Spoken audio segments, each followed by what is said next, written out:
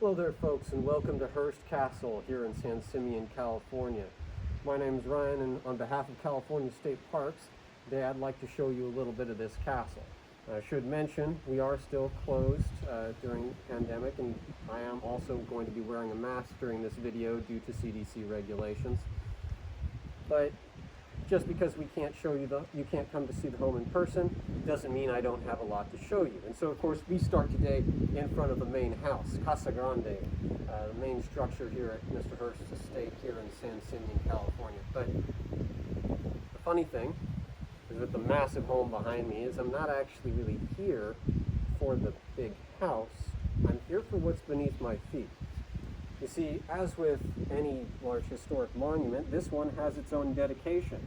You will note that this particular one honors William Randolph Hearst, the man who created this enchanted hill, and Phoebe Apperson Hearst, who inspired it. And it's that last bit I want to focus on, because Phoebe Hearst, well, she passed away in 1919. This home is being built in 1920. She never stepped foot here. She was not inside this home. She didn't play a major role in its direct construction, and yet she deserves a commemoration on this plaque, just like Hearst does, because probably more than anyone else, she is the one who helps influence her son's artistic interests. And that is what I want to talk to you about today. To begin with that, we have to go all the way back to 1873. William Randolph Hearst was only 10 years old. His mother decided to take him on a grand tour of Europe. And when I say grand tour, I mean it. It lasted a year and a half. And so for a 10-year-old boy to spend a year and a half during the formative years of his life amongst the palaces, castles, and cathedrals is going to have a big impact on him. And his mother picks this up rather quickly. She notes that he had already developed a mania for antiques in one letter home to her husband.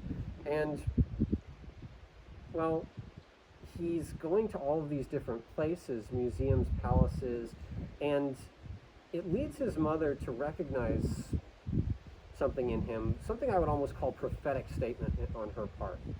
She says he becomes so intrigued that his reason and judgment forsake him.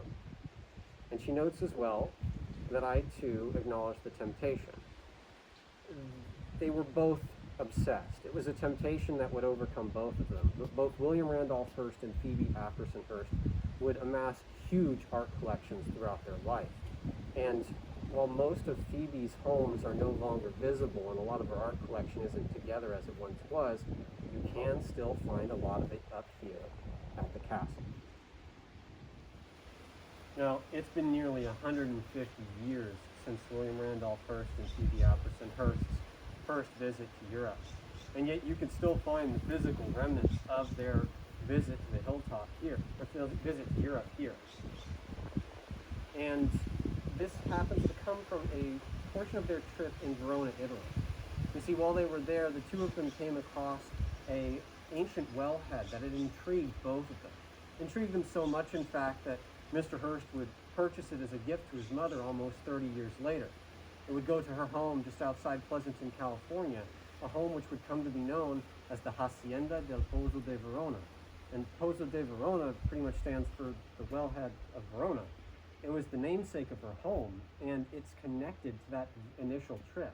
It should show you just how connected they were to that and how impactful that trip was on them. Biographer Judith Robinson spoke of this as well, said that this wellhead was a symbol for their taste in similar things, and it certainly didn't stop at this wellhead.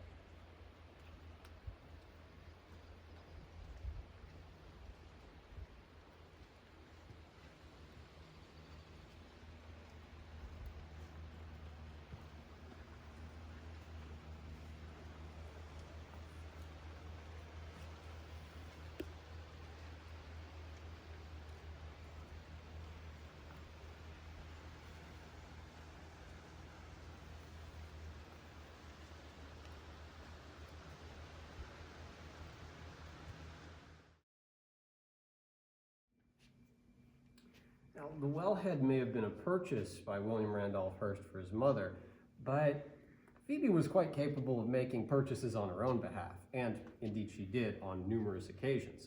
But for our purposes, probably one of the most intriguing is this lamp.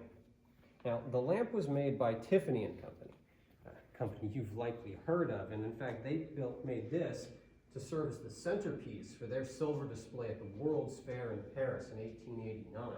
And it proved to be rather successful, won the grand prize for their silverware at the fair that year. And so, of course, when it goes on sale, it's a quite desirable piece for any collector looking to get a hold of it. But it turns out to be Phoebe Hearst who manages to purchase it first. And, well, not only does she get a decent bit of enjoyment out of this, but when she passes away, it will be inherited by her son. Now, Mr. Hearst had no direct involvement in the purchase of this space. It was his mother's decision. But I can only assume he approved, because when Mom passes away and he inherits it, he chooses to place it here in the assembly room, one of the largest rooms here at the estate and the main gathering place for him and his guests. So it's prominently on display for all to see. And it's certainly not the only one of his mother's purchases that he keeps quite close to him.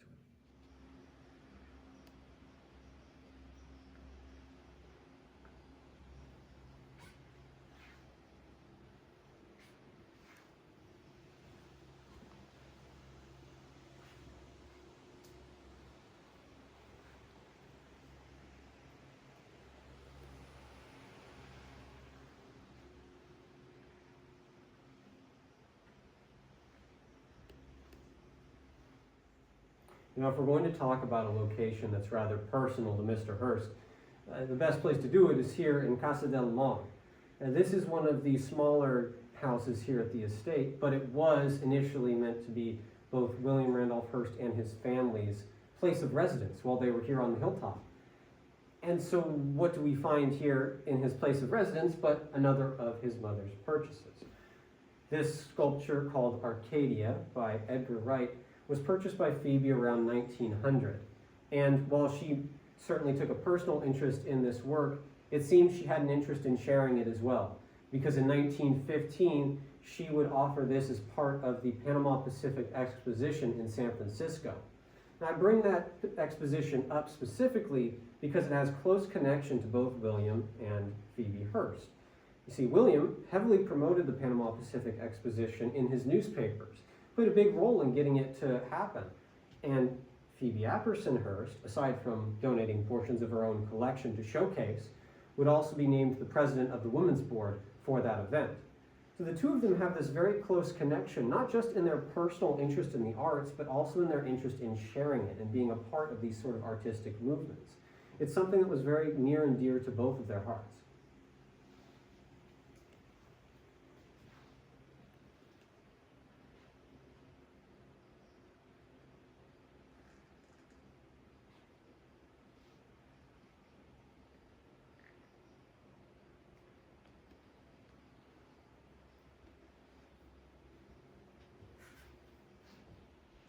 If we're really going to understand William Randolph Hearst and Phoebe Hearst's purchasing habits, though, probably the best way to understand it is by, well, reading their own words. And William Randolph Hearst will write a very interesting letter to his mother in 1889. He writes, "Why didn't you buy Ancilione's Galatea? It is superb. I have a notion to buy it myself, in fact. The only thing stopping me is a shortness of funds." Hearst was referring to the work of Leopoldo Ancilione, who had just completed a sculpture of Galatea, the sea nymph, reclining on the back of a dolphin. And, well, if you couldn't tell, it convinced Mom to buy it.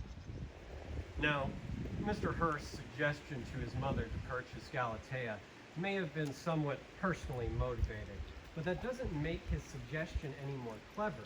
You see, he seems to have understood his mother's tastes quite well, because Phoebe will go on to become one of Ancilione's most important patrons, commissioning numerous works from the artist, even going so far as to commission a bust of herself from the artist, which now resides at the University of California, Berkeley.